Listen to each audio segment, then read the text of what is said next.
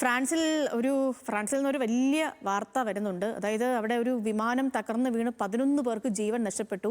വടക്കു കിഴക്കൻ ഫ്രാൻസിലെ ടോബ്ലയിൽ സ്കൈ ഡൈവിംഗ് പരിശീലന കേന്ദ്രത്തിന്റെ വിമാനമാണ് തകർന്നത്. 5 പരിശീലകരും 5 വിദ്യാർത്ഥികളും പൈലറ്റുമാണ് മരിച്ചത്. അനുപമയാണ് വിവരങ്ങളുമായി ചേർന്നത്. അനുപമ, സ്ഥിരീകരിക്കപ്പെട്ട് പുറത്തുവരുന്ന വിവരങ്ങൾ എങ്ങനെയാണ്? സേതു, ഇന്ന് പ്രാദേശിക സമയം രാവിലെ 11 മണിയോടെയായിരുന്നു ഈ ദാരുണ സംഭവം എന്ന് പറയുന്നത്. ഒരു സ്വകാര്യ സ്കൈ ഡൈവിംഗ് കമ്പനിയുടെ ഒരു ചെറുവിമാനമാണ് തകർന്നത്. ഈ അപകടം നടക്കുന്ന സമയത്ത് പൈലറ്റ് ഉൾപ്പെടെ 11 പേർ ഈ വിമാനത്തിലുണ്ടായിരുന്നു. 11 പേരും സംഭവ സ്ഥലത്ത് വെച്ച് തന്നെ മരിച്ചു എന്നുള്ളതാണ് വിവരം. ഈ വിമാനത്തിലുണ്ടായിരുന്നത് 5 ഈ കമ്പനിയുടെ തന്നെ ഈ സ്കൈ ഡൈവിംഗ് കമ്പനിയുടെ 5 പരിശീലകരും അതുപോലെ തന്നെ 5 വിദ്യാർത്ഥികളും. അതിൽ ആദ്യമായിട്ട് സ്കൈ ഡൈവിങ്ങിനെത്തിയ ഈ നാൻസി എന്ന് പറയുന്ന സമീപ നഗരത്തിലെ നഴ്സുമാർ ഉൾപ്പെടെയുള്ളവരായിരുന്നു 5 വിദ്യാർത്ഥികളായിട്ടുണ്ടായിരുന്നതെന്നാണ് വിവരം.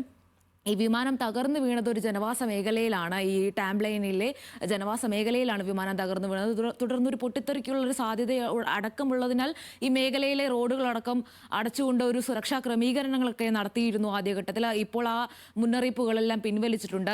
ഏതായാലും ഈ അപകടത്തിന്റെ കൃത്യമായിട്ടുള്ളൊരു കാരണം ഇതുവരെയും വ്യക്തമായിട്ടില്ല. ഫ്രാൻസ് ആഭ്യന്തരമന്ത്രി സംഭവ സ്ഥലത്തേക്ക് പോകുന്നതായിട്ടാണ് പുതിയ വിവരം. അതുപോലെ തന്നെ വ്യോമയാന വിഭാഗവും പോലീസും അടക്കം ഈ അപകട കാരണം കണ്ടെത്താനും ഈ സുരക്ഷാ സാഹചര്യം വിലയിരുത്താനുമായിട്ട് സംഭവ സ്ഥലത്തേക്ക് എത്തുന്നു. തുടർ അന്വേഷണങ്ങൾ പ്രഖ്യാപിച്ചിരിക്കുന്നു എന്നുള്ളതാണ് പുതിയ വിവരം. അനുപമ, ഇതിപ്പം ഒരു ജനവാസ മേഖലയ്ക്ക് സമീപമാണ് വന്ന് വീണതെങ്കിൽ വേറെന്തെങ്കിലും കാഷ്വാലിറ്റീസ് ഉണ്ടോ? ഇല്ല.